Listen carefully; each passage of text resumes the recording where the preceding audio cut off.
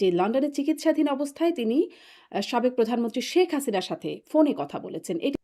আমি তো মনে করি তার সঙ্গে যোগাযোগ ছিল, কোনোভাবে না কোনোভাবে সেই যোগাযোগটা ছিল, এবং কথাবার্তা যে হয়নি সেটা বলতেই হবে যে কথা হয়েছে, যোগাযোগ হয়েছে।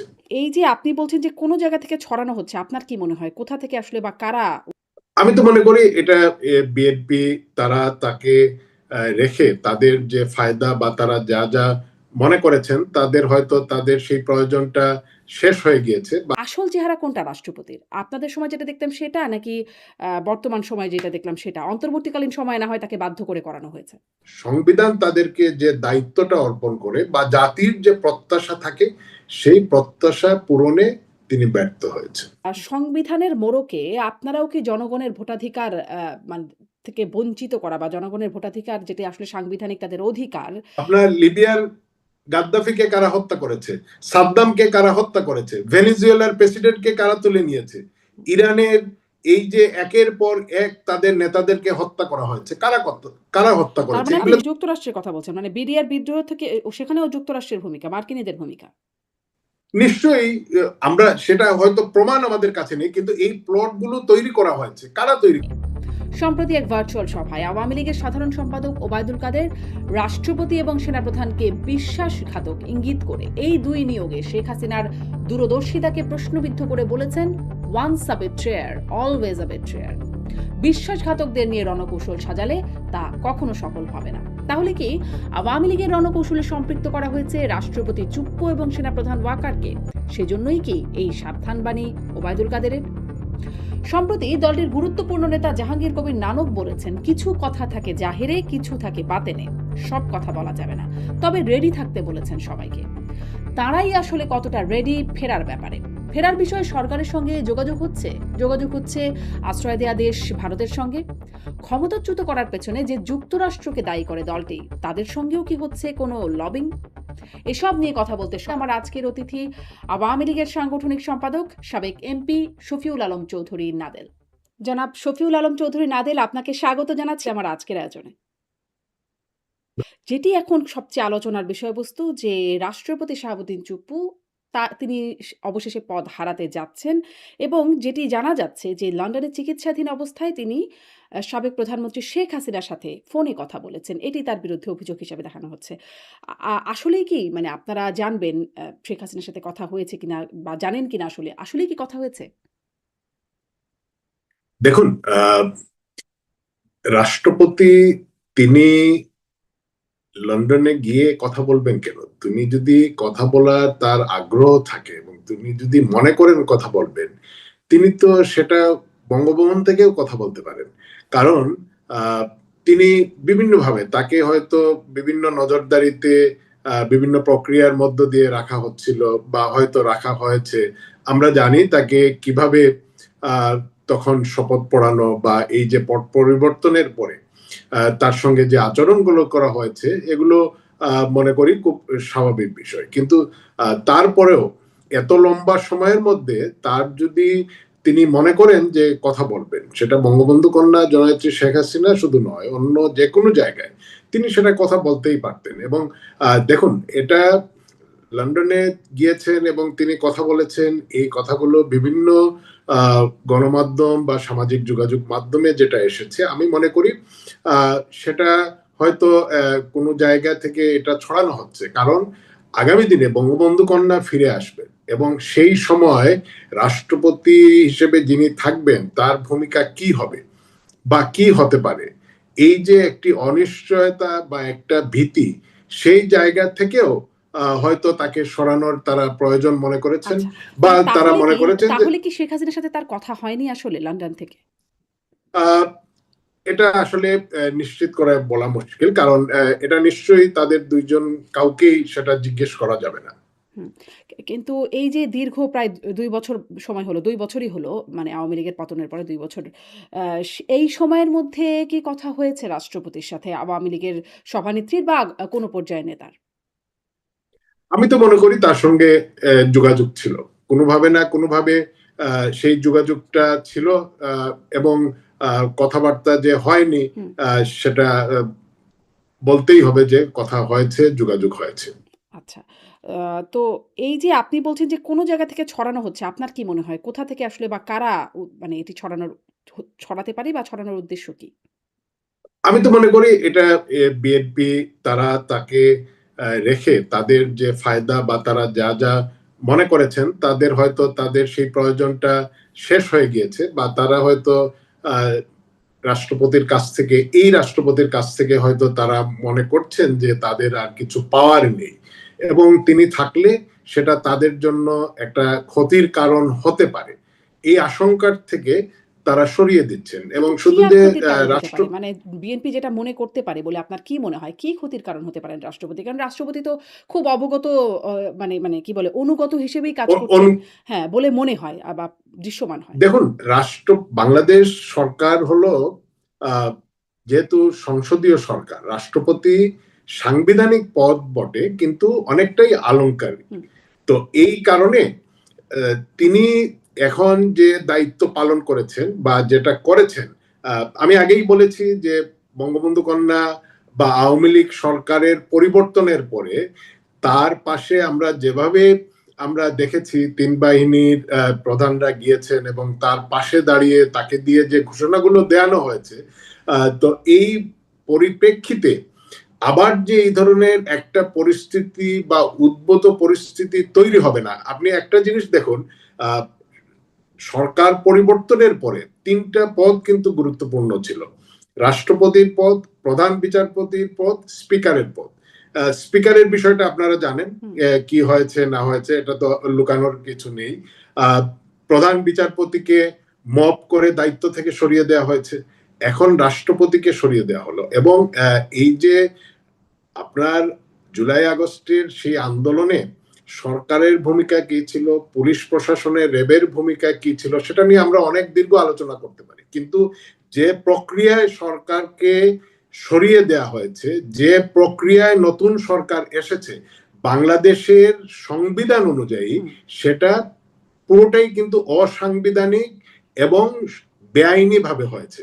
যেহেতু বেআইনি ভাবে এই বিষয়গুলো হয়েছে, আগামী দিনেও এই যে পরিস্থিতি অন্যরকম হবে না, এই নিশ্চয়তা কিন্তু কেউ দিতে পারে না। কারণ জুলাইয়ের প্রথম সপ্তাহে সরকার পরিবর্তনের বা এইভাবে যে আন্দোলনটা হঠাৎ করে আহ, এই সহিংসতা এবং সেই জঙ্গি যেভাবে তৎপরতা, সেটা যে এমন একটা পর্যায়ে যাবে সেটা নিশ্চয়ই জুলাইয়ের প্রথম সপ্তাহে কেউ ধারণা করতে হুম। পারেননি। তো মানে এই যে বাংলাদেশে যে প্রক্রিয়াটা আপনি যেটি বলছেন অসাংবিধানিক, এটি অবশ্য সাংবিধানিক বলে যারা জুলাইয়ের পক্ষের আন্দোলনকারী ছিল তারাও দাবি করে না যে এই অন্তর্বর্তী সরকার গঠনের যে প্রক্রিয়াটা সেটি খুব সাংবিধানিক। ফলে তারা সংবিধানটাকেই আ মানে আ পুরোপুরি সংস্কার করা, বাতিল করা সেটির পক্ষে কথা বলে। কিন্তু আমি আপনার কাছে একটু এটা জানতে চাই, আপনি বলছিলেন রাষ্ট্রপতির ভূমিকার কথা। হ্যাঁ, আমরা দেখেছি যে ৩ বাহিনীর প্রধান কিভাবে তার পিছনে দাঁড়িয়েছিলেন এবং তিনি মানে ঘোষণা দিয়েছেন, তারপর শপথ পড়িয়েছেন। তার ভূমিকাগুলো অন্তর্বর্তী সরকারের সময় দেখেছি। কিন্তু তিনি তো মূলত আওয়ামী লীগ সরকারের নিয়োগ করা। একদম যদি বলি শেখ হাসিনার নিয়োগ করা। তিনি রাষ্ট্রপতি এবং তিনি ছাত্রলীগ করা একজন ব্যক্তি, যিনি নিজেই বলেছেন এবং প্রচণ্ড রকমের শেখ হাসিনার অনুগত ছিলেন। শেখ হাসিনার পায়ে ধরে সালাম করার সেই ছবিও তার খুব এসেছিল। পরবর্তীতে তো ওই অবস্থান দেখলাম। কিন্তু তারপরে যখন বিএনপি সরকার আসলো, তখন তো লিখিত বক্তব্যে আওয়ামী সরকারকে ফ্যাসিস্ট, স্বৈরাচার ইত্যাদি বলেছেনই। সেটি না হয় লিখিত বক্তব্য। কিন্তু এমনকি গণমাধ্যমে দেয়া সাক্ষাৎকারেও তিনি বলছেন যে মানে যেখানে আগে তিনি বলেছিলেন বেগম জিয়া, মানে জিয়াউর রহমান, তারপরে এরশাদ, তারপরে বেগম জিয়া তাদের আমলে কিভাবে মুক্তিযুদ্ধের চেতনা তছনছ হয়েছে বলে তিনি ঘোষণায় বলছিলেন, তার ভাষণে বলছিলেন। সেখান থেকে এসে তারেক রহমানের ভূয়সী প্রশংসা করছেন। কিভাবে মুক্তিযোদ্ধার সন্তান হিসেবে তিনি কিভাবে দেশ পরিচালনা করবেন সেটা নিয়ে তার মুগ্ধতার কথা বলছেন। একদম গদগদ প্রশংসা আরকি যাকে বলে, সেটা দেখাচ্ছেন। আসল চেহারা কোনটা রাষ্ট্রপতির? আপনাদের সময় যেটা দেখতাম সেটা, নাকি বর্তমান সময়ে যেটা দেখলাম সেটা? অন্তর্বর্তীকালীন সময়ে না হয় তাকে বাধ্য করে করানো হয়েছে। আহ, দেখুন শারমিন, আপনি যে কথাগুলো বলেছেন আপনার প্রত্যেকটি কথার সঙ্গে দ্বিমত করার কিন্তু কোনো সুযোগ নেই, কিন্তু এই জায়গায় যে কোনো মানুষ বা ব্যক্তি তিনি কিন্তু সঠিক সময়ে সঠিক কাজ করবেন, অনেক সময় সেটা নীতি নৈতিকতা সাহসিকতা সেটা প্রদর্শন করতে পারেন না। হুম। আমি মনে করি বাংলাদেশের সংবিধান অনুযায়ী আমরা মহামান্য রাষ্ট্রপতি হিসেবে তাকে সম্বোধন করতে পারি। তিনি এই পদটির প্রতি অসম্মান করেছেন, আমি শুধু এটুকুই বলতে পারি। আচ্ছা। তিনি এই পদটির প্রতি অসম্মান করেছেন। কিন্তু আসলে কোনটি তার আসল চেহারা সেটি আপনিও স্পষ্ট নন।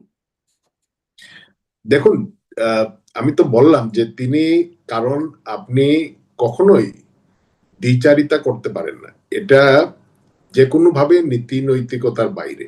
হুম, তিনি তার দীর্ঘ রাজনৈতিক তার যে আহ, ইতিহাস আমরা জানি। পরবর্তীতে তিনি দুদকের দায়িত্বপ্রাপ্ত একজন ব্যক্তি ছিলেন। তারপরে রাষ্ট্রপতির দায়িত্ব তিনি পেয়েছেন। তো এখন পর্যন্ত তার যে ভূমিকা, সংবিধান তো আহ, সবার জন্যই সমান। সংবিধান যেভাবে রাষ্ট্রপতির জন্য, প্রধানমন্ত্রীর জন্য, একজন সংসদ সদস্যের জন্য, সাধারণ নাগরিকের জন্য, সেনাবাহিনীর জন্য, সকলের জন্যই সমান। এবং সংবিধান, আপনি আপনার কিছুক্ষণ আগে একটি মন্তব্য করেছিলেন যে যারা সেই জুলাই আগস্টের আন্দোলনের সঙ্গে ছিল তারা সংবিধান মানেন না। হ্যাঁ, তারা তো শুধু সংবিধান কেন, তারা স্বাধীনতাও তো মানেন না। স্বাধীনতা, সেই মুক্তিযুদ্ধের শহীদের সংখ্যা মানেন না। যা মা বোনদেরকে ধর্ষণ করা হয়েছিল যে সংখ্যা, সেগুলোকে তারা মানেন না। জাতীয় সঙ্গীতের প্রতি তারা সম্মান প্রদর্শন করেন না। তারা তো অনেক কিছুই মানেন না, এখনো মানছেন না, ভবিষ্যতেও তারা মানবেন না। তো এটা, এই যে যারা না মানেন, এবং এই যে রাষ্ট্রপতির যে আচরণ, এটা আমি মনে করি সংবিধানের প্রতি, সংবিধানকে রক্ষা করার জন্য সাংবিধানিক যে পদগুলো, যে দায়িত্ব অর্পণ করা হয়, সংবিধান তাদেরকে যে দায়িত্বটা অর্পণ করে বা জাতির যে প্রত্যাশা থাকে, সেই প্রত্যাশা পূরণে তিনি ব্যর্থ হয়েছেন। জি। এইটা অবশ্য পুরনো কথা, কিন্তু আপনি যেহেতু ব্যর্থতার কথা বলছেন, সংবিধানের মোড়কে আপনারাও কি জনগণের ভোটাধিকার মান থেকে বঞ্চিত করা বা জনগণের ভোটাধিকার যেটি আসলে সাংবিধানিক তাদের অধিকার, সেখান থেকে আপনারা মানে সেই সাংবিধানিক সেই আ জায়গাটি অক্ষুণ্ণ রাখতে আপনারাও কি ব্যর্থ হন নাই? বা আপনারা কি আসলে সেটিকে ভুলণ্ঠিত করেন নাই? আমরা তো, দেখুন, দীর্ঘদিন ক্ষমতায় ছিলাম। বঙ্গবন্ধু কন্যা, তার কথাই যদি আমি এখানে উচ্চারণ করি, তিনি তো বলেছেন দীর্ঘদিন ক্ষমতায় থাকার কারণে আমাদের কিছু ভুল ভ্রান্তি ছিল। আমাদের ভুল ভ্রান্তি ছিল না আমরা সেটা বলছি না, কিন্তু আমি যদি একটা ভুল করে থাকি, আপনাকেও আবার সেই ভুল পুনরাবৃত্তি করে করতে হবে, এই ধরনের তো কোনো কথা কি আহ, জাতি মেনে নিবে? বা এটা কি খুব ভালো হবে? আচ্ছা, তো তাহলে আমরা যদি ১ম ভুল অংশ, করেও আপনার কথার ১ম অংশটুকুতে থাকি। আপনারা কি এটা মেনে নেন যে আপনারা ভুল করেছেন? হ্যাঁ, আমরা দীর্ঘদিন ক্ষমতায় ছিলাম। আমাদের এই দেশের অর্থ সামাজিক অবস্থা দেখুন, 2006-এ 7-এ কোথায় ছিল, 2024-25-এ, মানে 25-এ তো না, 23-24-এ কোথায় এসে দাঁড়িয়েছিল। তো আমাদের অনেকগুলো ভালো কাজ ছিল, এবং দীর্ঘ সময় ক্ষমতায় থাকার কারণে আমাদের কিছু ভুল ভ্রান্তি তো নিশ্চয়ই ছিল, কারণ মানুষ মাত্রই তো ভুল হয়। হুম। আচ্ছা, আ এটা কি ভুল? মানে মানুষ মাত্রই ভুলের মতো একটা ভুল, সাধারণ ভুল? মানে মানুষকে আ মানে এক টার্মের পর আরেক টার্ম, তারপরে আরেক টার্ম এরকম তাদেরকে ভোটাধিকার থেকে বঞ্চিত করা। এটা কি একটা সাধারণ মানুষ মাত্রই ভুল? না, আপনি দেখুন, আমি খুব স্পষ্ট ভাবেই কথা বলি। আপনি আহ, কি একটার পর একটা কোনটার কথা বলবেন? আপনি 2008-এর নির্বাচন, 2014-এর নির্বাচন, 18-র নির্বাচন, 24-এর নির্বাচন, আপনি তো এক কাতারে নিলে হবে না। না। এই যে ইউনূস সাহেব যে মেটিকুলাস ডিজাইনের কথা বলেছেন, দেখুন, বঙ্গবন্ধু কন্যার সবচেয়ে বড় যে ইমেজ এবং তার সবচেয়ে বড় যে অর্জনটা ছিল, তিনি দেশে ফিরে এসে মানুষের রাজনৈতিক অধিকার এবং ভোটাধিকার, এই আন্দোলনের জন্য নেতৃত্ব দিয়েছেন এবং তিনি সফল হুম, হয়েছেন। তো এই জায়গায় তার ভাবমূর্তিকে নষ্ট করার জন্য, নিঃসন্দেহে, যারা তার ভাবমূর্তি নষ্ট করার জন্য নির্বাচনে বিভিন্ন অনিয়ম করেছেন, আওয়ামী লীগ ক্ষমতায় ছিল, আমরা ক্ষমতায় ছিলাম, আমরা এই দায় এড়াতে পারি না, এই দায় এড়ানোর কোনো সুযোগ নেই। কিন্তু দেখুন, নেত্রীর ইমেজকে যারা প্রশ্নবিদ্ধ করার জন্য এই কাজগুলো করেছে, এবং তারা ধীরে ধীরে সেই প্লটটা তৈরি করেছে। সেই প্লটটা কি শুধু 18 বা 14, সেটা কিন্তু বিডিআর মিউটিনির মতো যে ঘটনাটা, নৃশংস ঘটনা, এই ঘটনার আগে থেকেই কিন্তু বিভিন্ন দেশি বিদেশি চক্রান্তে এই ঘটনা, এটা কি শুধু বিডিআর এর জওয়ানদের দ্বারা সংগঠিত হয়েছে? তারা কি এতই সাহসী ছিল যে বিডিআর এর অফিসারদেরকে হত্যা করবে, তাদের পরিবারকে নির্যাতন করবে? এবং আপনি দেখুন, সেই সময় সেই ঘটনার সঙ্গে যারা জড়িত ছিল, দোষী সাব্যস্ত হয়েছিল, তাদেরকে বিএনপি ক্ষমতায় এসে ইউনিস অবৈধভাবে ক্ষমতা দখল করে তাদেরকে একে একে সকলকে কিন্তু জেল থেকে ছেড়ে দিল। শুধু কি জঙ্গিদেরকে ছেড়ে দেওয়া হয়েছে? আজকে এই যে বিচারহীনতার সংস্কৃতি এবং এই সব কিছুকে কিন্তু আপনি একই ফ্রেমে দেখতে হবে। আপনি যদি বিচ্ছিন্ন করে এক একটা ঘটনাকে দেখেন, এই এক একটা ঘটনা সঙ্গে আরেকটার কিন্তু একদম সম্পূর্ণ যোগসূত্র আছে। এই যে আপনি আপনি দেখুন একটু বিডিআর চোদ্দতে কি বিদ্রোহের দিকেও তাদেরকে চলে গেলেন, দেশি বিদেশি পক্ষ জড়িত বললেন, বিদেশি কারা জড়িত? বিদেশি, এটা এই যে বিদেশি কারা জড়িত সেটা তো বিদেশি গণমাধ্যমে বিভিন্ন আন্তর্জাতিক রাজনৈতিক বিশ্লেষক যারা তারা কিন্তু দেশে দেশে কারা জাতীয়তাবাদী শক্তিগুলোকে ধ্বংস করতে চায়, কারা বিভিন্ন মহাদেশে জাতীয়তাবাদী জনপ্রিয় নেতাদেরকে বা যারা তার দেশের জনগণের অধিকার নিয়ে কথা বলেন তাদেরকে কিভাবে হত্যা করতে চায়, নির্বাসনে দিতে চায়, রাজনীতি থেকে দূরে সরিয়ে দিতে চায় এবং তাদের পছন্দের পাপেট গভর্নমেন্ট নিয়ে আসতে চায় ইউনুস মার্কা, এটা কিন্তু সবাই জানে না, এই আসলে বিশ্বে। বিডিআর বিদ্রোহের সাথে বিদেশি শক্তি কারা, সেটি আসলে যদি আপনি স্পষ্ট করেন, সবাই জানার মধ্যেও একটু স্পষ্ট হয়ে যায় আসলে কারা তারা। আপনার মানে বিশ্লেষণ দেখুন বা আপনার চিলিতে জানা কি কারা আছে? ঘটনাটি ঘটিয়েছিল, ইন্দোনেশিয়ায় যে হাজার হাজার কমিউনিস্টদেরকে হত্যা করা হলো, কারা হত্যা করেছে? বঙ্গবন্ধু হত্যার সঙ্গে কারা জড়িত ছিল? আপনার লিবিয়ার গাদ্দাফিকে কারা হত্যা করেছে? সাদ্দামকে কারা হত্যা করেছে? ভেনিজুয়েলার প্রেসিডেন্টকে কারা তুলে নিয়েছে? ইরানের এই যে একের পর এক তাদের নেতাদেরকে হত্যা করা হয়েছে, কারা হত্যা তার করেছে? মানে আপনি এগুলো তো সবার যুক্তরাষ্ট্রের কাছে কথা পরিষ্কার। বলছেন। আপনি যুক্তরাষ্ট্রের কথা বলছেন। মানে বিডিআর বিদ্রোহ থেকে সেখানেও যুক্তরাষ্ট্রের ভূমিকা, মার্কিনীদের ভূমিকা। নিশ্চয়ই আমরা সেটা হয়তো প্রমাণ আমাদের কাছে নেই, কিন্তু এই প্লট গুলো তৈরি করা হয়েছে, কারা তৈরি করেছে, কারা অর্থায়ন করেছে? মার্কিনীরা নিজেরাই তো বলেছে যে তারা বাংলাদেশে রেজিম পরিবর্তনের জন্য অর্থ দিয়েছে। কিন্তু ট্রাম্প নিজে কিন্তু বলেছে আবার এই টাকাটা কার কাছে সাবেক গেল? প্রধানমন্ত্রী শেখ হাসিনা তিনি সাক্ষাৎকারে যে লিখিত সাক্ষাৎগুলো দিচ্ছিলেন সাউথ চায়না মর্নিং পোস্ট বা রাশিয়াকে দেওয়া, রাশিয়ার কোনো গণমাধ্যমে দেওয়াও একটা সাক্ষাৎকারে তিনি বলেছেন যে মার্কিনীদের ভূমিকার ব্যাপারে তিনি সেইখানে তিনি ডিনাই করছেন, যেখানে তিনি আগে বলতেন যে মার্কিনীরা চায় নাই বলেই তিনি ক্ষমতায় থাকতে পারেন নাই বা তাকে ক্ষমতা ছাড়তে হয়েছে, সেখানে তিনি কিন্তু বলছেন যে এরকম কোনো প্রমাণ নাই যে মার্কিনীরা ভূমিকা রেখেছে বা মার্কিনীদের না, হাত ছিল। আমিও তো বলেছি যে আমাকে যদি আপনি বলেন এই ঘটনাগুলোর সঙ্গে তো প্রমাণ থাকে না। কেউ কোনো অপকর্ম করলে সেটা কি প্রমাণ রেখে করে? অবশ্যই। এটা মানে শেখ ধারণা হাসিনা করা তিনি হয়। সংসদে দাঁড়িয়ে বলেছেন যে, প্রমাণ না থাকলে কি তিনি এমনি, এমনি বলছেন হাওয়ার উপর ভেসে? নিশ্চয়ই তার কাছে কোনো একটা কিছু এসেছিল, যেটা আসলে যেটারই বহিঃপ্রকাশ তিনি বলেছেন। ক্ষমতা ছাড়ার মানে ক্ষমতাচ্যুত হবার আগে পরে। দেখুন আমাদের আজকে তেল গ্যাস কার কাছে গেল? আমাদের আধিপত্যবাদের বিরুদ্ধে আমাদের দেশে তো সেই আন্দোলনের সময় বলা হয়েছিল, কৌটার কথা বলা হয়েছিল, বঙ্গবন্ধুর বাংলায় বৈষম্যের ঠাঁই নাই বলা হয়েছিল, কিন্তু 5ই অগাস্টেই তো 32 নম্বরে গিয়ে আক্রমণ করা হলো, বঙ্গবন্ধু ভাস্কর্য ভেঙে ফেলা হলো, মুক্তিযুদ্ধের বিভিন্ন স্মৃতি স্তম্ভে আঘাত করা হলো। তো এই যে বিষয়গুলো আপনি দেখুন, এইখানে আজকে আমাদের দেশে যে চুক্তিটা হলো আমেরিকার সঙ্গে, এই চুক্তিতে বাংলাদেশের কোন স্বার্থটা সংরক্ষিত হয়েছে? সেটা কৃষক হোক, শিল্পপতি হোক, সাধারণ মানুষ বা ভোক্তা হোক, প্রত্যেকেই কিন্তু আজকে একটা ঝুঁকির মধ্যে পড়েছেন। ওষুধ শিল্প বলেন, গার্মেন্টস বলেন, এমনকি আপনি যে শুধুমাত্র ক্ষমতায় থাকার জন্য আপনার অসাংবিধানিক বেআইনি ভাবে অমানবিক ভাবে দেশের মানুষকে বিভিন্ন ভাবে ধোঁকা দিয়ে আপনারা যত অপকর্ম করেছেন, সব অপকর্ম থেকে প্রথমে তো ইন্ডেমনিটি দিয়েছেন সেই সমস্ত জঙ্গিদেরকে যারা সাধারণ মানুষকে হত্যা করেছে, সরকারি সম্পত্তি ধ্বংস করেছে, পুলিশকে হত্যা করেছে, জ্বালিয়ে মেরেছে, 450 থানা থেকে অস্ত্র লুট করে নিয়েছে, তাদেরকে ইন্ডেমনিটি দিলেন এবং নিজের ইন্ডেমনিটির জন্য যে চুক্তিটি করলেন, সেই চুক্তি করার পরে বাংলাদেশের ব্যবসায়ী বা সাধারণ মানুষের কোন কাজে আসলো?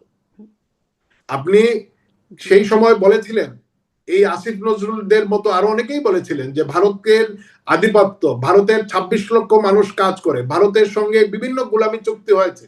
2 বছর ইউনুসের সেই মবের সময়টা গেল, বিএনপি এখন ক্ষমতায় আছে, তারা কি কোনো একটা চুক্তির কোনো একটি ক্লজ, একটি লাইন, একটি শব্দ দেখাতে পেরেছে? আওয়ামী লীগ বা বঙ্গবন্ধু কন্যা জয়ন্তী শেখ হাসিনা আমাদের প্রধানমন্ত্রী, তিনি যে কোনো দেশের সঙ্গে বাংলাদেশের স্বার্থ বিরোধী কোনো চুক্তি করেছেন, কোনো কাজ করেছেন। জি, আজকে সেরকম আপনার কিছু খুব পার্বত্য যে খোলাসা চট্টগ্রাম, করেছে সেটা আসলে হয় নাই, কিন্তু আপনি আপনার যে অবস্থানটা, যে মার্কিন দোষারোপ একটা জায়গা আছে, আমি এখান থেকে আসলে পরে প্রশ্নটা একটু তুলে রাখছি, কারণ আগের অংশটাই শেষ হয়নি, যেটি যে শেখ হাসিনা ফেরার যে বার্তা দিচ্ছেন, মার্কিনিরা চায় নাই বলেই বা আমেরিকা চায় নাই বলেই তাকে পদচ্যুত হতে হয়েছে। এখন আমেরিকাকেই দোষারোপ করে বা আমেরিকা না চাইলে আপনারা ফিরতে পারবেন কিনা সেই প্রশ্নটা একটু পরের জন্য তুলে রাখলাম, কিন্তু কথা হচ্ছিল যে রাষ্ট্রপতির এখন পদচ্যুত হওয়ার ব্যাপারটা আসছে। আপনি বলছিলেন ৩টা গুরুত্বপূর্ণ পোস্ট। আরও একটা গুরুত্বপূর্ণ পোস্ট, সাংবিধানিক না হলেও সেনাপ্রধান। আ তিনি এবং রাষ্ট্রপতি তারা বহাল থেকে গেলেন আপনাদের ক্ষমতা হারানোর পরেও। সম্প্রতি আওয়ামী লীগের সাধারণ সম্পাদক ওবায়দুল কাদের একটা সাক্ষাৎকারে, একটা ভার্চুয়াল বৈঠকে তিনি বলছিলেন যে, আম যে যারা আসলে বলছিলেন যে একবার যারা বিট্রে করে তারা সবসময় বিট্রে করে। শেখ হাসিনার দূরদর্শিতা নিয়েও প্রশ্ন করছিলেন রাষ্ট্রপতি এবং আম সেনাপ্রধান নিয়োগের ব্যাপারে তিনি প্রশ্ন করছিলেন এবং তাদেরকে নিয়ে নতুন রণকৌশল সাজালে সেটা কখনো সফল হবে না, এরকম বক্তব্য দিচ্ছিলেন। এই যে নতুন রণকৌশল সাজালে সফল হবে না, এই বার্তাটা বা এই সাবধান বাণীটা কেন দিচ্ছেন? এরকম কি কোনো রণকৌশল সাজানো হচ্ছে আসলে? যেখানে রাষ্ট্রপতি এবং সেনাপ্রধান আছেন? দেখুন, কাদের ভাই প্রথমে যে কথাটি বলেছেন, যিনি কমিটমেন্ট থেকে সরে যান, যে কোনো সময় যে কোনো কারোর সঙ্গেই তিনি সরে যেতে পারেন।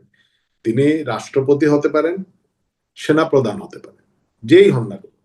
যে ব্যক্তি তার নীতি নৈতিকতা থাকে না এবং সে কমিটমেন্টের মধ্যে থাকে না, সে যে কারো সঙ্গে সে কথার বরখেলাপ করতে পারে। এই পর্যন্ত তো আমি তার সঙ্গে একমত। এবং দেখুন, সেনাপ্রধান তো সাংবিধানিক, আমি যেহেতু ৩টি সাংবিধানিক পদের কথা বলেছি এই কারণে তার কথা উল্লেখ করিনি। রাষ্ট্রপতিকে সরিয়ে দিলে তারা যদি রাষ্ট্রপতিকে নিয়ে অস্বস্তিতে থাকেন, সেনাপ্রধানকে নিয়েও খুব স্বস্তিতে থাকার কিন্তু সুযোগ আছে বলে মনে করি না। তারা মনে করবেন যে আগের সরকার তাকে নিয়োগ দিয়েছিল, তাদের নিউট্রাল ভূমিকা বা তারা যখন তাদের যে পরবর্তীতে যে তাদের ভূমিকাটা ছিল, সেই কারণেই তো ষড়যন্ত্রকারীরা বা আন্দোলনকারীরা বা জঙ্গিরা সেই সময় সফল হয়েছে। তো এখন যে আবার আরো এই ধরনের কিছু হবে না, এই নিশ্চয়তা, এই গ্যারান্টি নিশ্চয়ই কেউ দিতে পারে না। এবং যিনি একসময় কথার বরখেলাপ করেন তিনি তো বারে বারে করতেই পারেন। হুম। আ কিন্তু ওই যে মানে ওই প্রশ্নটাই যে রণকৌশল কি সাজানো হচ্ছে আপনাদের, এমন না, কি মনে হয়? রণকৌশল দেখুন, রাষ্ট্রপতি বা সেনাপ্রধানকে আওয়ামী লীগের মতো একটি দল তার সাধারণ নেতাকর্মী, তার দলীয় কর্মী সমর্থকের উপর নির্ভর করেই রণকৌশল সাজায়। এই জায়গায় প্রশাসন কোনো বিশেষ বাহিনী বা বিশেষ কোনো দেশি বিদেশি সংস্থার প্রতি বা শক্তির প্রতি যে সহযোগিতা নিয়ে বা তাদের ভরসায় করে যাবে, এটা কিন্তু আওয়ামী লীগের জন্মলগ্ন থেকে আওয়ামী লীগের বিরুদ্ধে বিভিন্ন সময়, সেই পাকিস্তানের সময়ও তকমা দেওয়া হয়েছে, বাংলাদেশ স্বাধীন করার পরেও বা এখন পর্যন্ত এই কথাগুলো বলা হয়। কিন্তু এগুলো যে শুধু কথামালা বা রাজনীতির জন্য বা বিরোধিতার জন্য বিরোধিতা, সেগুলো কিন্তু প্রমাণিত হয়ে গিয়েছে। আওয়ামী লীগ তার নিজস্ব শক্তিমত্তার উপর দিয়েই তারা অতীতেও এদেশের মানুষের জন্য কাজ করেছে, এখনো করে যাচ্ছে, ভবিষ্যতেও করবে। জি। মানে এই নিজস্ব শক্তিমত্তার মধ্যে তো তার নিয়োগও আসলে আছে। মানে যাদেরকে নিয়োগ করা হয়েছে, যেমন রাষ্ট্রপতি তো সরাসরি ছাত্রলীগ করা মানুষই বলে তিনিই বলেছেন। একটু এটাও জিজ্ঞাসা করি, সেনাপ্রধানের সাথেও কি কোনো যোগাযোগ হয়েছে পরবর্তীতে?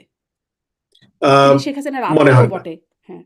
না, দেখুন, বাংলাদেশ একটা ছোট্ট জায়গা। আপনি আহ, অনেকের সঙ্গেই অনেকের যোগাযোগ থাকতেই পারে এবং এই দেশে ছাত্রলীগ করেন নাই হুম, এমন আহ, মানে বিপুল সংখ্যক মানুষ, যেখানে দেশের, আমি বলবো না অর্ধেক মানুষ, আপনি, এটা তো আমরা স্বীকার করি, 40 থেকে 45% মানুষ আওয়ামী লীগের প্রতি তাদের আস্থা বা সমর্থন বা আদর্শিক ভাবে আছে। তো এই জায়গায় আপনি কি দাঁড়াচ্ছে, প্রতি 2 জনের মধ্যে বা 3 জনের মধ্যে একজন আওয়ামী লীগ।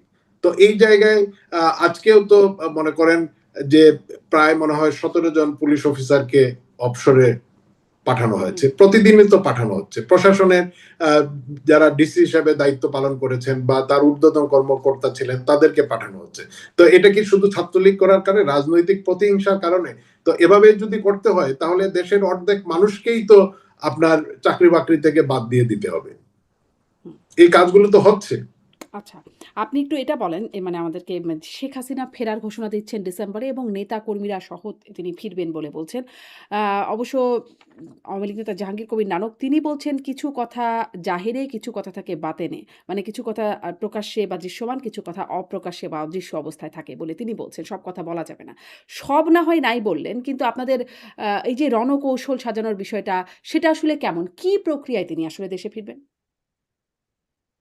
দেখুন, প্রথমত তিনি দেশে ফিরবেন, কারণ তাকে তো এই দেশ তার দেশ, এই দেশে তার নারীর টান, এই দেশের মানুষের প্রতি তার যে দায়বদ্ধতা আছে, সেই কারণে তিনি ফিরবেন। এবং তিনি যে ভারতে গিয়েছেন, তিনি কি নিচে গিয়েছেন? তিনি কি নিজে হেলিকপ্টার চালিয়েছিলেন? তিনি কি প্লেনে তিনি চালিয়েছিলেন? হুম। সেই সময় যারা দায়িত্বে ছিলেন বিমান বাহিনীর, সেই সময় সেনাবাহিনীর যারা দায়িত্বে ছিলেন, তারা তো এখনো আছেন।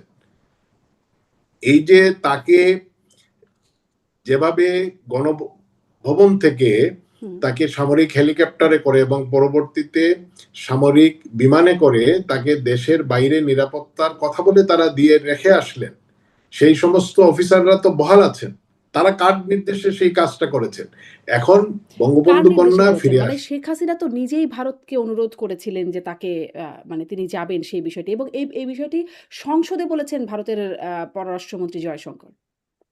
দেখুন, এটা কিন্তু একটি সামরিক চ্যানেলে যোগাযোগের মাধ্যমে তারপরে তার সম্মতিতে সেটা করা হয়েছে, কিন্তু সেই প্রক্রিয়াটার সঙ্গে কিন্তু সেই সময় পুরোপুরি সামরিক বাহিনী জড়িত ছিলেন।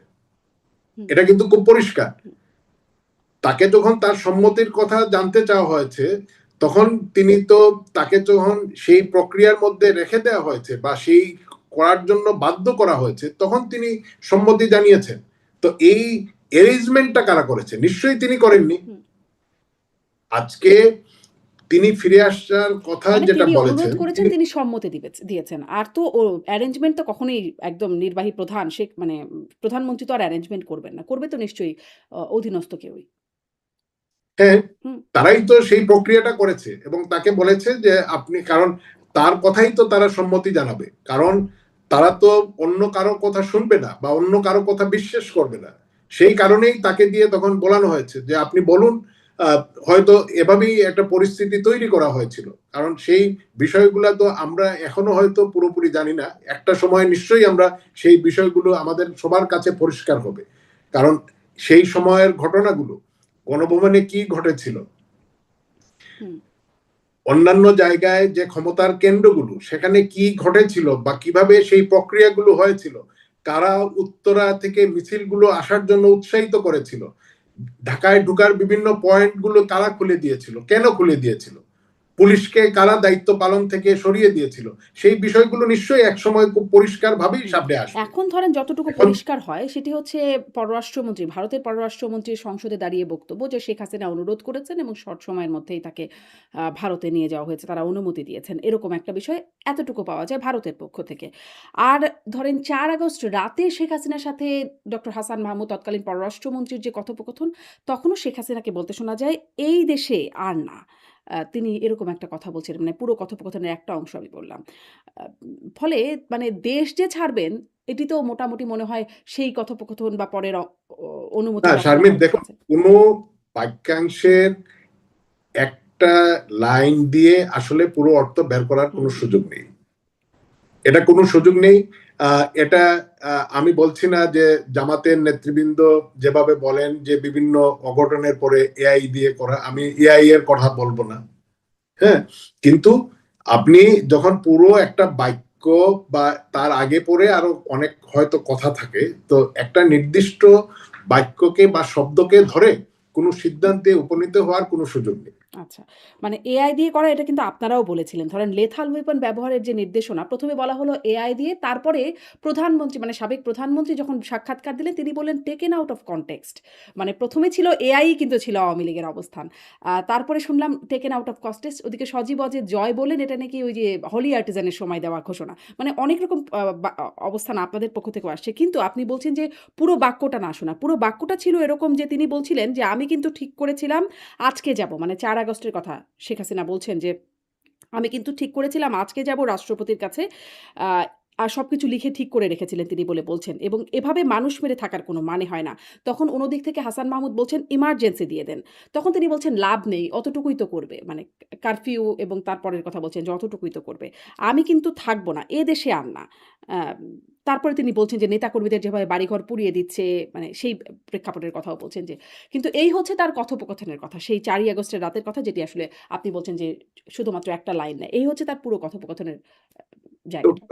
দেখুন শারমিন, তিনি যে কথাগুলো বলেছেন তিনি তো রক্তপাত চাননি। হুম, একটা রাষ্ট্রনায়ক হিসেবে, এদেশের একজন রাজনৈতিক নেতা হিসেবে তার কাছে আপনি কি আশা করতে পারেন? তিনি কি বলবেন যে না, আরো বেশি রক্তপাত হোক, হুম, আরো বেশি মানুষ মারা যাক? হুম, হুম। না, কিন্তু এটা কি এভাবে তিনি মানুষ করবেন? মেরে থাকার কোনো মানে হয় না। মানে মানুষ মেরে থাকা হচ্ছিল ততক্ষণ পর্যন্ত। এভাবে মানুষ মেরে থাকার কোনো মানে হয় না। এই লাইনটার ব্যাখ্যা কিরকম মনে হয় আপনার কাছে? দেখুন, এই যে আমাদের কথা কি সাখাওয়াত সাহেব বলেন নাই যে স্নাইপার রাইফেল ছিল? স্নাইপার রাইফেল কারা ছিল? পুলিশ তো এই স্নাইপার রাইফেল ব্যবহার করে না। হুম, তো এই স্নাইপার রাইফেল দিয়ে যে লাশের সংখ্যা বাড়ানো হলো, এই কাজগুলো কারা করেছিল? মেট্রোতে কারা আগুন দিয়েছে? পুলিশকে কারা হত্যা করেছে? হুম, হুম, এই যারা হত্যা করেছে, যারা থানার অস্ত্র লুট করেছে, তারা কিন্তু বলেছেন হুম। বিএনপির নেতৃত্ব, ব্রিগেডিয়ার সাখাওয়াত জামাতের বলেছেন নেতৃবৃন্দ। 7.62 এটা আ পুলিশের কাছে আছে, সাধারণ মানুষের কাছে থাকার কথা না। কিভাবে গেল তিনি সেই প্রশ্নটা করেছিলেন। না, সেটা তিনি বলেননি। তিনি ২ টা জায়গায়, একবার নয়। ২ বার তিনি বলেছেন, হ্যাঁ। আ অবসরপ্রাপ্ত আর্মি অফিসারদের রাওয়া ক্লাবে সেখানেও কিন্তু তিনি বলেছেন। তাকে বলা হয়েছে যে এটা এই জোনে আপনি ঢুকবেন না। হুম, হ্যাঁ? তো এটা কারা উনাকে বলেছে? এটা তো উনি পরিষ্কার। উনাকে তো এই স্নাইপার রাইফেলের কথা বলার পরেই কিন্তু তাকে স্বরাষ্ট্র মন্ত্রণালয় থেকে সরিয়ে দেয়া হলো। হুম। এটা নিশ্চয়ই আপনার মনে নিশ্চয়ই, আছে। হ্যাঁ মনে আছে। হ্যাঁ, তো এটা তিনি কিন্তু খুব পরিষ্কার ভাবেই বলেছেন যে পুলিশের কাছে বা সরকারি এই বাহিনী, কোনো আইন শৃঙ্খলা বাহিনীর কাছে এই স্নাইপার রাইফেল বা এই ক্যালিবারের গুলি থাকে না। তো না, এই জনাব গুলিগুলোতে তারেল আপনি মনে হয় একটু আমি উনার কথা বারবার শুনেছি এবং উনি আমার অনুষ্ঠানে এসেও বলেছেন। তিনি আসলে এটা বলেন নাই যে পুলিশের খাতে তো থাকার কথা না। তিনি বলেছেন সাধারণ মানুষের কাছে এটা গেল কি করে সেই তদন্তটা তিনি করতে চেয়েছিলেন এবং সেটি মানে আপনি বললে আমি এখন খুঁজে বের করে আবার আপনাকে শোনানোর চেষ্টা করতে পারি। না, তো একই তো কথা। তিনি তো এটাই বলতে চেয়েছেন যে সাধারণ মানুষও হ্যাঁ, যদি হয়, এই কারা? এই আততায়ীরা কারা? হুম, এই আততায়ীটা কে? এই আততায়ী তো নিশ্চয়ই পুলিশ না। কারণ পুলিশের পক্ষে এই কাজগুলা করা সম্ভব নয় বা পুলিশ এই কাজ করবে না। সেই সময়টায় যেভাবে বিটিভিতে আগুন দেয়া হলো, আপনি বলুন যে বিভিন্ন কারাগারে যেখানে জঙ্গিরা ছিল, সেই জঙ্গিদেরকে কারাগার ভেঙে বের করা হলো। এগুলা কি আন্দোলনের অংশ? নির্দিষ্ট কারাগারগুলো যেখানে জঙ্গি সাজাপ্রাপ্ত জঙ্গিরা ছিল, বিচারাধীন জঙ্গিরা ছিল, সেই সমস্ত কারাগারে কেন আক্রমণ করা হলো? সেই কারাগারগুলোর ফটক কারা ভেঙে সেখান থেকে জঙ্গিদেরকে বের করে নিয়ে আসলো? তো এই যে আপনি বিহারিরা ঢাকায় কেন আসলো? রোহিঙ্গারা, বিহারিরা তো ছিলই, রোহিঙ্গারা কেন ঢাকায় আসলো? কারা নিয়ে এসেছিল? এই এই যে আন্দোলনটা, যদিও সেই সময়টা আমি পূর্বেই বলেছি যে কোটা বিরোধী বলা হয়েছিল, দুর্নীতির বিরুদ্ধে বলা হয়েছিল, বাক স্বাধীনতার কথা বলা হয়েছিল, বৈষম্যের কথা বলা হয়েছিল। আপনি দেখুন সেই সময় যে কথাগুলো বলা হয়েছিল তার একটাও কি আমরা পরবর্তী সময়ে দেখেছি যে সেই দিকে সেই আন্দোলনের শক্তি বা তারা সেই চাপ সৃষ্টি করছেন, সেটা অবৈধ ইউনিস হোক আর বিএনপি সরকার হোক, কারোর প্রতি তারা কি সেই দিকে গিয়েছেন? আজকে কি কোটা নেই? হুম, আজকে কি দুর্নীতি নেই? আজকে কি বৈষম্য নেই? হুম। হুম, সবই সবকিছুই তো মানে আছে, এই বহাল। সবই আছে। মানে আপনি বলছেন কারা ছিল, সেই কারা অদৃশ্য একটা শক্তি তো ছিলই, সেটা দেখা যায় নাই যে কারা আসলে সাধারণের মধ্য থেকে গোলাগুলি করছে। কিছু, কিছু জায়গায় যুবলীগ, কিছু ছাত্রলীগের নেতাকর্মীদের চেহারা এসেছে, তাদেরকে পরবর্তীতে গ্রেপ্তারও করা হয়েছে। কিন্তু আরো কারা ছিল সেটি ওই সেই অদৃশ্য জায়গায় রয়ে গেছে। কিন্তু পুলিশকে তো না আসলে দেখা শারমিন, আমি গেছে। আপনার সঙ্গে একদম দ্বিমত পোষণ করছি। আপনি কোনোভাবেই এটা ছাত্রলীগ যুবলীগের কথা বলবেন না। যদি ছাত্রলীগ যুবলীগের কেউ করে থাকতো, হুম, কোন এজাহারে কি এসেছে স্নাইপার না মানে রাইফেলটা ১ম বা আলোতে এই গুলি করার গুলিগুলা? ছবি সহ এসেছে এবং তাদের মানে যুবলীগের একজনের ছবি সহ দেখা গেছে যে হেলমেট পরে তিনি গুলি এটা কি করেছেন। স্নাইপার রাইফেল ছিল? না, স্নাইপার রাইফেল ছিল কিনা জানি না, তাকে গুলি না করা না হয়েছে। না, মানে প্রশ্নটা হচ্ছে আগ্নেয়াস্ত্র। না, না শারমিন, প্রশ্নটা হচ্ছে স্নাইপার রাইফেলের অন্য গুলির বা অন্য আগ্নেয়াস্ত্রর কথা বলছি না, অন্য আগ্নেয়াস্ত্র দিয়ে মারলেও তো আমরা মানুষ আলোচনা করছি স্নাইপার রাইফেল দিয়ে কারা টার্গেট করে করে লাশগুলা ফেলে দিয়েছিল, কারা লাশের সংখ্যা বাড়িয়েছিল। হুম। সেই বিষয়টা আমাদেরকে অবশ্যই একটা সময় আমাদেরকে সেগুলো খুঁজে বের করতে হবে। আমরা যদি সেটা খুঁজে বের না করি অবশ্যই তাহলে সেই খুনিরা বা যারা এই ষড়যন্ত্রের সঙ্গে ছিল তারা আড়ালে চলে যাবে। এই আপনি খুঁজে আপনারা কি করে বের পরস্পরের করবেন? ধরেন দোষারোপের রাজনীতি, এইটুকু খুঁজে বের করা হয়েছে, যেমন যেই ভিডিওগুলো দেখা যাচ্ছে যে পুলিশ মারছে, সেরকম কিছু ভিডিও আছে। আ ছবি আছে, ভিডিও আছে।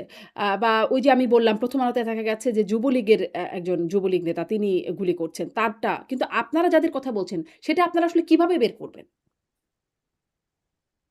আমরা তো বিভিন্ন ফুটেজ এবং সেই সময় ফুটেজ তো সবার কাছেই আছে, সেই সময় সেই ফুটেজ গুলো আপনি দেখুন। সেই যে আপনার বলা হচ্ছে যে পুলিশের গুলিতে মারা গেল, শহীদ হলো, কিন্তু আসলে তার সে কি পুলিশের গুলিতে মারা গিয়েছে, না রাবার বুলেট তার গায়ে লেগেছে? তার গায়ে তো কোনো গুলির চিহ্ন ছিল না, কোনো রক্তের দাগ ছিল না।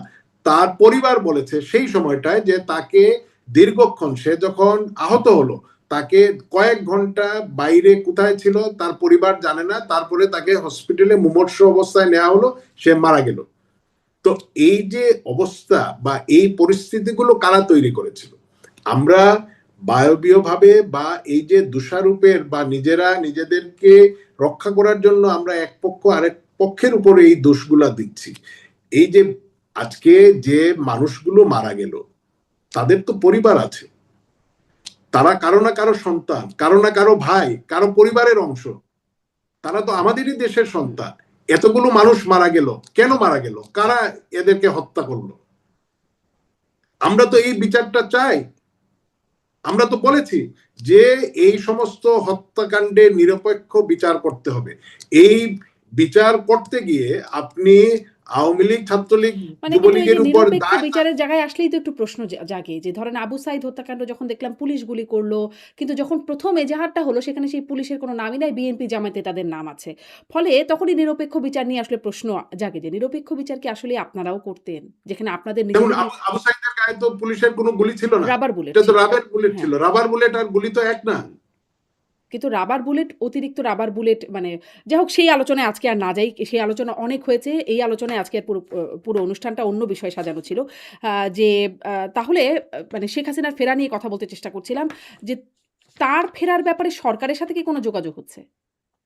না, কোনো যোগাযোগ হচ্ছে না। ভারতের মানে ভারতকে জানানো হয়েছে অফিসিয়ালি যে শেখ হাসিনা দেখুন, ফিরতে চান। তারা তো পরিষ্কার বলেছেন যে তিনি তাদের এখানে একজন অতিথি হিসেবে আছেন। তার রাজনৈতিক সিদ্ধান্ত বা তার তিনি যে সিদ্ধান্ত নেবেন সেই জায়গায় তিনি স্বাধীন।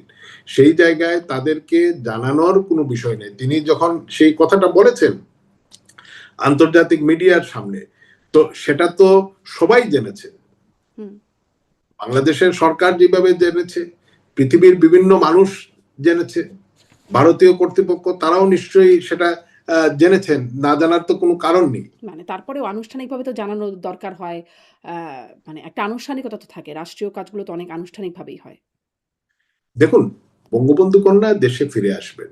হ্যাঁ, তো এই জায়গায় তিনি ফিরবেন, তাকে কি কোনো শক্তি দেশে ফিরিয়ে দিবে বা ফিরিয়ে দেওয়ার পরিবেশ তৈরি করবে, সেটা কিন্তু বাংলাদেশের মানুষ এবং আওয়ামী লীগের উপরেই নির্ভর করবে। আওয়ামী লীগের নেতাকর্মীরা তারা যতটা সংগঠিত হয়ে রাজপথে নেমে আসতে পারবেন, সংগঠিত হবেন, মানুষকে, এমনিতেই তো সাধারণ মানুষ আজকে বিক্ষুব্ধ। বিএনপি এবং ইউনূস বিগত 2 বছরে মানুষকে যেভাবে নিরাপত্তাহীনতার মধ্যে দিয়ে নিয়েছে, তা আমি মনে করি যে এই মুহূর্তে সাধারণ মানুষের যে সমর্থনটা রয়েছে আওয়ামী লীগের নেতাকর্মী, সেটার সঙ্গে যুগপৎ ভাবেই বঙ্গবন্ধু কন্যার ফিরে আসার প্রেক্ষাপটটা তৈরি করবেন জি। কিন্তু যেহেতু বা ভারতে তৈরি হচ্ছে। ভারতে আপাতত আশ্রয়ে আছেন, ভারতের আশ্রয়ে আছেন। ফলে ভারতকে তো ভারতের একটা ইনভলভমেন্ট তো নিশ্চয়ই থাকবে। মানে ভারতকে জানাতে হবে বা ভারত আ একটা পাঠানোর ব্যবস্থা করবে। কিছু না কিছু তো ভারতের সাথে করতে হবে। না দেখুন, ভারত এই দায়িত্ব কেন নিবে? ভারত এই দায়িত্বটা কেন নিবে? এটা তো বাংলাদেশের যে বিষয়টা, বাংলাদেশের বিষয়, আওয়ামী লীগের সভানেত্রী, সাবেক প্রধানমন্ত্রী তিনি ফিরে আসবেন। তিনি ফিরে আসবেন, তিনি ফিরে এসে বলেছেন যে আমি আইনানুগভাবে মোকাবেলা করতে চাই, আমাকে কারাগারে দাও, আমাকে ফাঁসি দাও, আমি এদেশে আমি ফিরে আসতে চাই, এটা আমার দেশ। তো এটা আমি মনে করি না এখানে ভারতকে জানাতেই হবে বা ভারত কোনো সহযোগিতা করবে, সেই প্রত্যাশা আওয়ামী লীগ করে না। এবং আমি তার মনে মানে করি যদি সামারি করি যে সরকারের সাথেও যোগাযোগ হয়নি এই বিষয়ে, ভারতের সাথেও আনুষ্ঠানিকভাবে এই বিষয়ে কোনো যোগাযোগ বা কথাবার্তা হয়নি। না, কথা হয়নি। এবং তিনি যে ফিরে আসার বিষয়টা তিনি মিডিয়ায় বলেছেন, নিশ্চয়ই তারা সেখান থেকে শুনেছেন, এবং তারা যদি মনে করেন তারা হয়তো পরবর্তীতে ওনার সঙ্গে আলোচনা করেছেন এই বিষয়ে, করতে পারেন। কিন্তু তিনি তার যে অভিপ্রায়টা তিনি সেটা ব্যক্ত করেছেন। আচ্ছা, আর ওই যে সেই প্রশ্নটা যেটি করছিলাম যে যুক্তরাষ্ট্রর ভূমিকা কি? কারণ তারা তো সরকার পতনে ভূমিকা রেখেছে বলে আপনারা বলছেন। তারা না চাইলে এখন আপনারা ফিরতে পারবেন? দেখুন, অনেক সময় তো অনেক সিদ্ধান্ত পরিবর্তন হয়।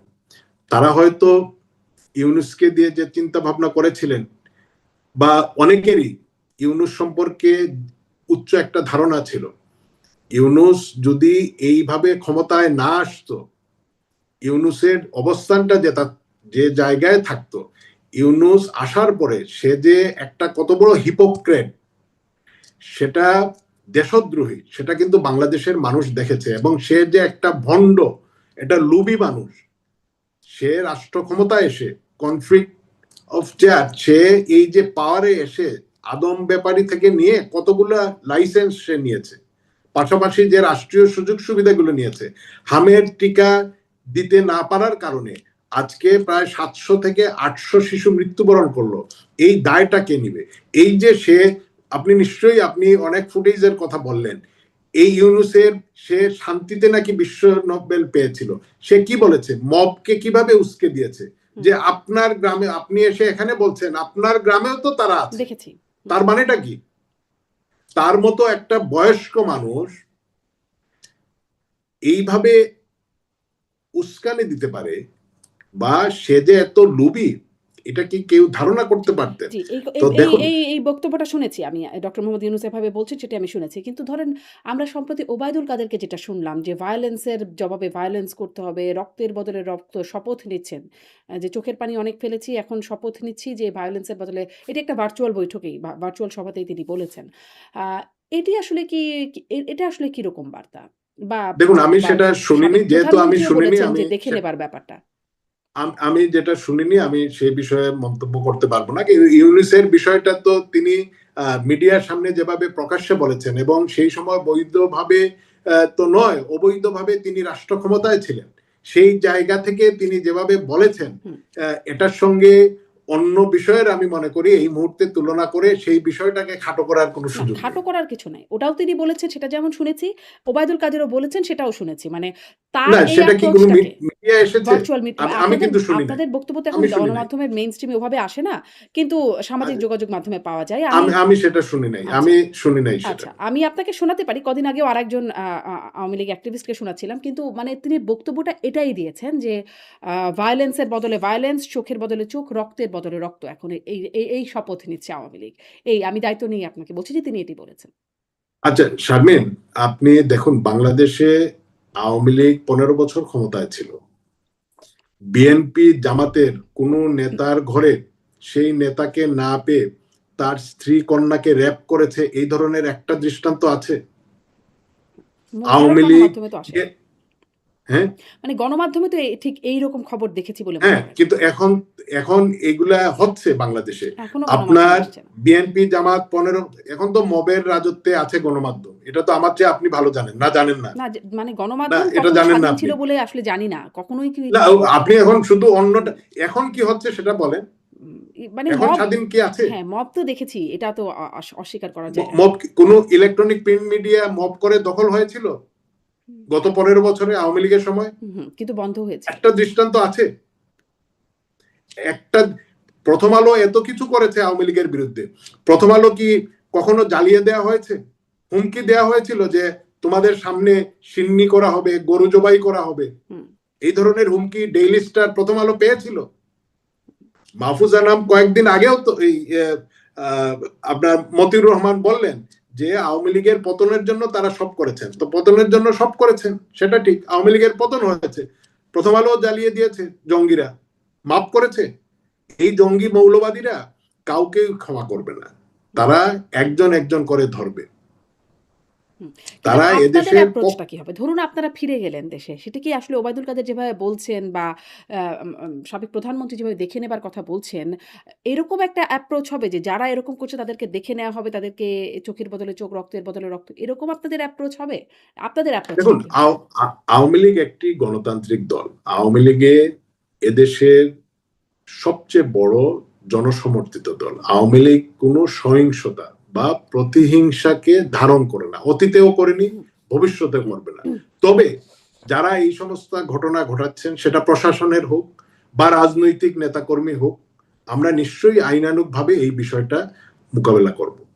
কারণ আপনি আমাকে হত্যা করবেন, ধর্ষণ করবেন, চোখ তুলে ফেলবেন, আমার গোয়ালঘরের সব গরু পুড়িয়ে মারবেন, আমার পুকুরের সব মাছ বিষ দিয়ে মেরে ফেলবেন, আমার ফসলের ধান কেটে নিবেন, আমাকে না পেয়ে আমার সন্তানকে জেলে দিয়ে দিবেন, আর আমরা আপনার জন্য মোনাজাত করব?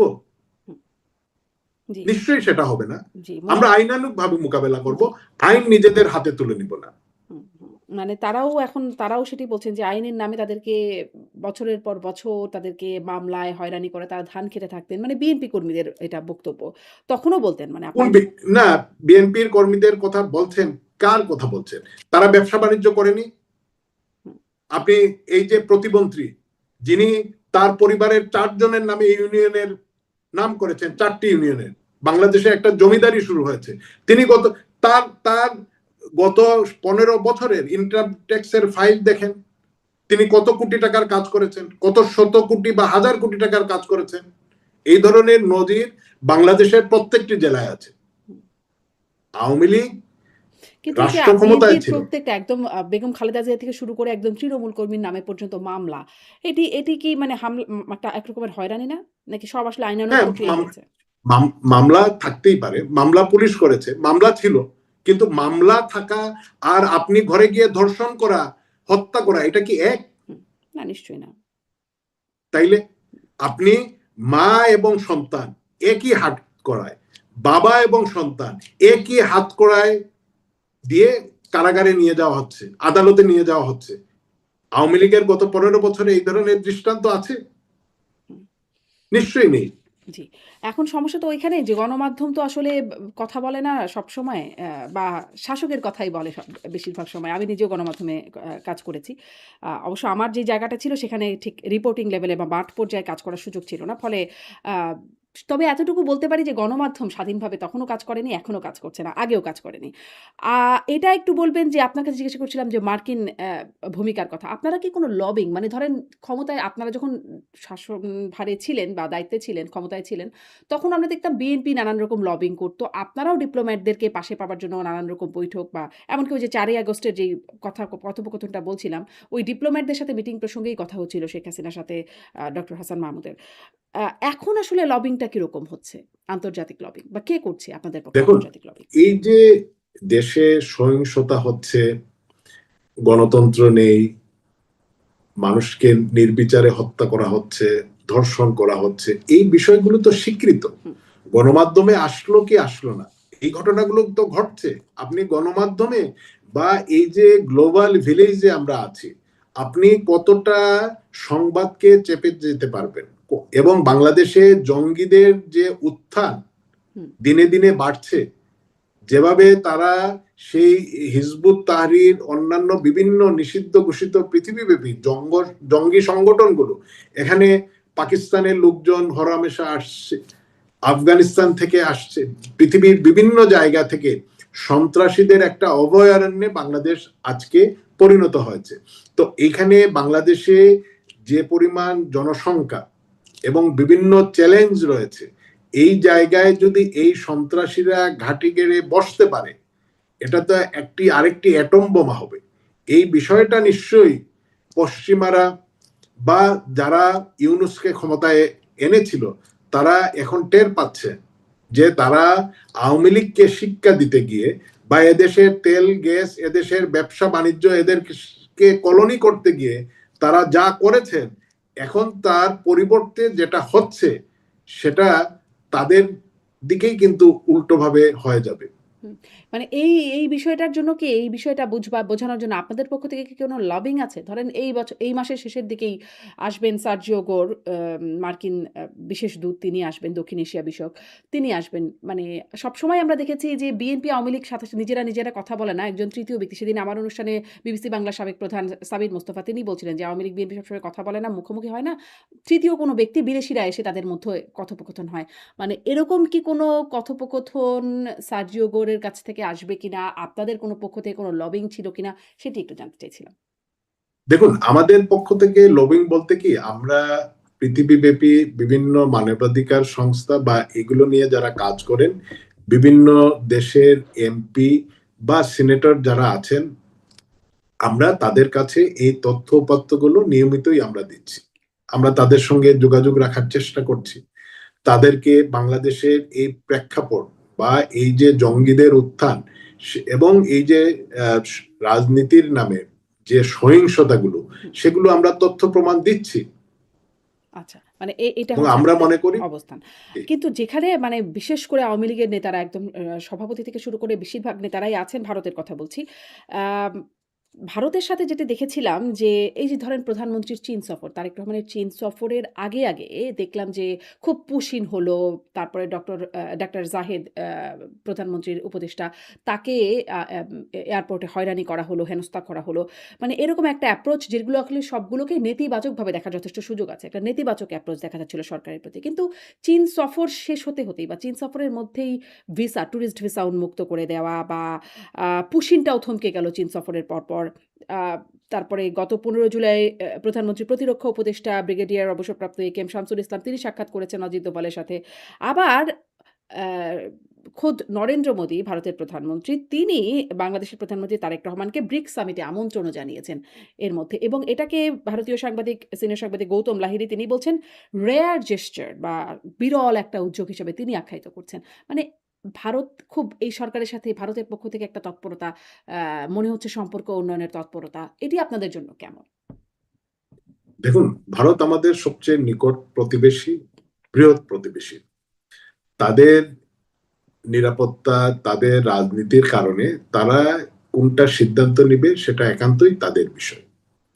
এখন নিকট প্রতিবেশী হিসেবে তারা যোগাযোগ রাখতেই পারে। তাদের পক্ষ থেকে সম্পর্ক উন্নয়নের অবশ্যই চেষ্টা থাকবে। আজকে ইউনিসেফ জমানায় আমরা দেখেছি, শিখেছি, শুনেছি যে ভারত আমাদেরকে ডিউ আনডিউ কতগুলো ধরনের সুযোগ সুবিধা দিত, যাতে করে আমাদের দেশের ব্যবসায়ীরা, আমাদের দেশের মানুষ উপকৃত হতেন। কিন্তু আমরা যখন ভারতের পতাকা, ভারতের ভিসা সেন্টার আক্রমণ করলাম, আবার তারা যখন ভিসা বন্ধ করে দিল, তারপরে আমাদের হাউতাস, আমাদের গণমাধ্যমের কথা বললেন না, নিউ মার্কেটের আশেপাশের অনেক হোটেলের ছবি, দোকানের ছবি, মার্কেটের ছবি দেখালো যে মানুষজন নেই। তো ভারত কি শুধু আপনার উপরে নির্ভর করে আছে? ভারতের ১৪০ কোটি মানুষের মার্কেট। হ্যাঁ, আবার যখন ভিসা খুলে দেওয়া হলো, একসঙ্গে ১.৫ লাখের বেশি মানুষ একদিনেই আবেদন করলেন। তো এখন ভারতের সঙ্গে আমাদের বিভিন্নভাবে পারস্পরিক সম্পর্কটা আছে। এই সম্পর্ক দুই দেশের, দুই সরকারের জন্যই উপকারে আসে। আপনি আধিপত্যবাদ বা বিভিন্নভাবে সেই সম্পর্ক নষ্ট করবেন, আবার ভারতের কাছ থেকে সমর্থনও চাইবেন, সেটা যেমন দ্বিচারিতা, তেমনি ভারত তার নিজের স্বার্থে তারা যে সিদ্ধান্ত নিবে সেটা একান্তই তাদের নিজস্ব বিষয়। হুম। মানে কিন্তু তাহলে এখন আপনাদের পাশে আসলে কে আছে? মানে এটা আপনি বলছেন তাদের নিজস্ব বিষয়, সরকারের সাথে সম্পর্ক উন্নয়ন চাইতেই পারে। মানে যেটির লক্ষণ পরবর্তীতে অন্তত দেখা যাচ্ছে পরের অংশে। আ আপনাদের পক্ষে তাহলে কে আছে? ধরেন সেই ওবায়দুল কাদেরের আপনারা ক্ষমতায় থাকতে যদি মানে সেই ডায়ালগটা মনে করি যে তিনি বলেছিলেন, "দিল্লি আছে, আমরা আছি, দিল্লি আছে।" মানে দিল্লি আপনাদের সাথে আছে, সেটি একটি বড় শক্তির জায়গা। তলে সব ঠিক হয়ে গেছে বলে তিনি বলেছিলেন। ওই সেই ট্রাম্পের সাথে বাইডেনের সাথে সেলফির প্রসঙ্গ তুলে তিনি বলছিলেন। মানে এই যে তলে ঠিক হয়ে যাওয়া, বা আছে, এ পাশে আছে, সে পাশে আছে। এখন আপনাদের পাশে ঠিক কে আছে? দেখুন, আমরা মনে করি আমাদের পাশে আমাদের দেশের জনগণ আছে। এটা তো সবসময় ছিল। এটাই তারপরে তো আমাদের দিল্লি থাকা লাগতো বা তলে, তলে ঠিক হতে হতো। এখন কারা আছে ওই জায়গাটাতে? জনগণ তো আছেই তারপরে। এখন এটা হলো শুনেন, একটা রাষ্ট্র বা বিভিন্ন সরকার, তারা তাদের এই পৃথিবীতে আজকে কোনো রাষ্ট্র কি তার নিজের স্বার্থের বাইরে কোনো সিদ্ধান্ত নিয়ে থাকে? সেটা বাণিজ্য হোক আর যুদ্ধ হোক, প্রত্যেকটার পেছনে থাকে তো, অর্থনৈতিক করে তো। কারণ থাকে, হ্যাঁ। নিরাপত্তার কারণ থাকে। নিজের স্বার্থে করে, নিরাপত্তা এবং করে তো। অর্থ, মানে সরকার দলীয় মানুষজন নিজেদের স্বার্থে সম্পর্ক মানে করে তো। করে না তা তো না। একটু আগেই বলছিলেন মার্কিন বাণিজ্য চুক্তির কথা। করে তো। কি মানে মানে কিভাবে করে? করে তো। তাদের আপনাদের স্বার্থ বিরুদ্ধে ছাড়া করেছে? মানে দেশের স্বার্থে আপনি বলছিলেন সেটি মানে দেশের স্বার্থের বাইরেও তো সরকার ক্ষমতায় থাকবার জন্য, ক্ষমতায় যাবার জন্য আ অনেক সেটা রকম চুক্তি, সমঝোতা অনেক কিছু করে তো। সেটা পাপেটরা করে, ইউনিস্টদের মতো গাদ্দাররা করে। হ্যাঁ, তো এরা করতেই পারে। এদের কাছে কি আপনি খুব দেশপ্রেম আশা করেন? হুম, না আপনাদের বিরুদ্ধে আদানির সাথে চুক্তি করা এরকম চুক্তি তো আছে যে ভারতকে বিশেষ খুশি তা করবার জন্য। আদানির সঙ্গে চুক্তি বাতিল করেন না কেন? আদানির কাছ থেকে চুক্তি বিদ্যুৎ বাতিল করা নিচ্ছেন তো কেন? সহজ না। সেটি বিশ্লেষকরা বলেন। তাদের কাছ থেকে শুনে এতটুকু জানি যে একবার যে চুক্তি হয়ে যায়, এমনকি মার্কিন চুক্তি হয়তো আপনারা যদি কোনোবার আসতে পারেন সেটি আপনাদের জন্যও বাতিল করা খুব কঠিন হয়ে যাবে। সেটিই তিনি বলছিলেন। আপ- আমি বিশ্লেষণ আপনি দেখুন, এই যে কুইক রেন্টাল গুলো নিয়ে অনেক কথা হলো, মানুষ বিদ্যুৎ পাচ্ছিল, আজকে কুইক রেন্টালের বিরুদ্ধে অনেক কথা বললেন, পদ্মা সেতুর বিরুদ্ধে কথা বললেন, সেই পদ্মা সেতু কিন্তু আপনাকে ব্যবহার করতে হচ্ছে। মেট্রো রেল সেই সময়টা বলেছিলেন অনেক বেশি খরচ হয়ে যাচ্ছে, সেই সময়ের তুলনায় এখন যে প্রকল্প নিচ্ছেন কত গুণ বেশি খরচ হচ্ছে। আওয়ামী লীগের সময় বিভিন্ন রাস্তা সড়কের যে প্রকল্পগুলো ছিল তার চেয়ে বেশি এখন হচ্ছে। তা এখন কি হচ্ছে? আপনি সুইস ব্যাংকে 2024-এর অগাস্টের পরে 141% অর্থ বেশি জমা পড়েছে আগের তুলনায়। এই তাহলে কি অর্থটা আপনার কে নিয়ে সামারিটা গেল? এরকম যে তখন খারাপ হয়েছে এখন আরো বেশি খারাপ হচ্ছে? হ্যাঁ, হতে পারে, হতে পারে। হুম, জি। এখন এখন তার চেয়ে কত গুণ বেশি খারাপ হচ্ছে। আপনি যদি তুলনাই সবগুলা করেন তাহলে এই তুলনাটা করেন। আচ্ছা। মানে আপনার অবস্থানটা স্পষ্ট। শেষ প্রসঙ্গ তাহলে ডিসেম্বরে কি আপনি সহ আপনার আরো যারা নেতাকর্মী আছে সবাই একসাথেই আসবেন? মানে সেই আপনাদের পরিকল্পনা? হ্যাঁ, আমরা সবাই একসঙ্গে আসতে চাই। আচ্ছা। অনেক ধন্যবাদ। নিশ্চয়ই সামনে আরো যদি আপনাদের প্রক্রিয়া বা রণকৌশল কিছু নির্ধারণ হয় যেটি আসলে জাহেরের কথা বাতেনে বা বাতেনের কথা জাহেরে বলবার মতো সুযোগ হবে। আমি জাহাঙ্গীর কবির নানকের ভাষায় বলছি। তখনও নিশ্চয়ই আপনি আমার অনুষ্ঠানে যুক্ত হয়ে বলবেন যে কি আপনাদের রণকৌশল। ধন্যবাদ জনাব নাদিল আপনাকে।